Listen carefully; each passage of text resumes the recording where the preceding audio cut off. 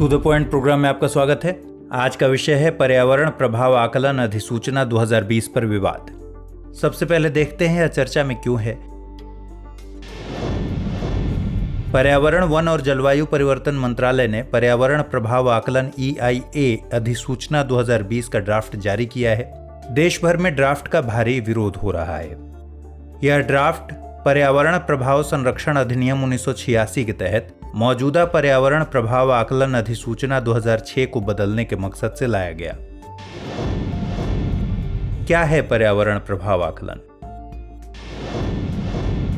पर्यावरण प्रभाव आकलन यानी एनवायरमेंट इम्पैक्ट असेसमेंट के माध्यम से किसी खदान, बांध, औद्योगिक इकाई या अपशिष्ट उपचार संयंत्र इत्यादि परियोजनाओं से पर्यावरण पर भविष्य में होने वाले प्रभावों का वैज्ञानिक अनुमान लगाया जाता है।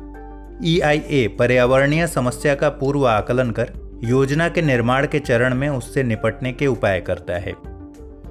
इसके अंतर्गत सार्वजनिक परामर्श और सार्वजनिक सुनवाई का भी प्रावधान है।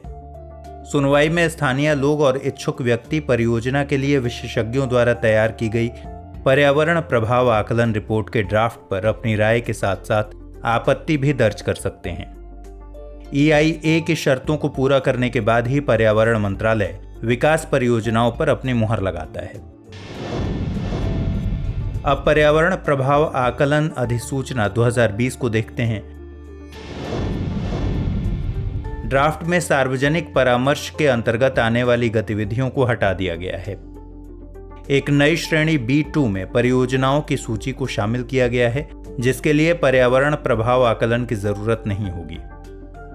इस श्रेणी के अंतर्गत आने वाली परियोजनाएं होंगी ऑफशोर और तटवर्ती तेल, गैस और शेल की खोज, 25 मेगावाट तक की जल विद्युत परियोजनाएं, 2000 से 10,000 हेक्टेयर के बीच की सिंचाई परियोजनाएं, छोटी और मध्यम खनिज लाभकारी इकाइयां, भट्ठी यूनिट, री रोलिंग मिल, छोटे और मध्यम सीमेंट संयंत्र, छोटी क्लिंकर ग्राइंडिंग इकाइयां, फॉस्फोरिक या अमोनिया सल्फ्यूरिक एसिड निर्माण इकाइयां, सूक्ष्म लघु और मध्यम उद्यमों MSME में डाई और डाई इंटरमीडिएट निर्माण इकाइयां, थोक दवाएं, सिंथेटिक रबर, पेंट इकाइयां, सभी अंतर्देशीय जलमार्ग परियोजनाएं, 25 किलोमीटर और 100 किलोमीटर के बीच राजमार्गों का विस्तार, पारिस्थितिक रूप से संवेदनशील क्षेत्रों में हवाई रोपवे, स्पेसिफाइड भवन निर्माण और क्षेत्र विकास परियोजनाएं। इसके अलावा कोयला और गैर कोयला खनिज परियोजनाओं व सौर फोटोवोल्टिक परियोजनाओं को पूर्व पर्यावरणीय मंजूरी की जरूरत नहीं होगी। जन सुनवाई के लिए नोटिस की अवधि 30 दिन से घटाकर 20 दिन कर दी गई है।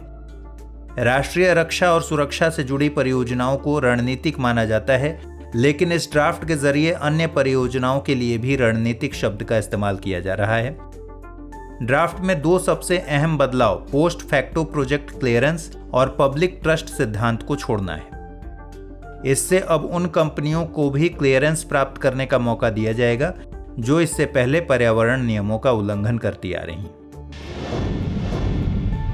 ड्राफ्ट से संबंधित आशंकाएं क्या क्या हैं?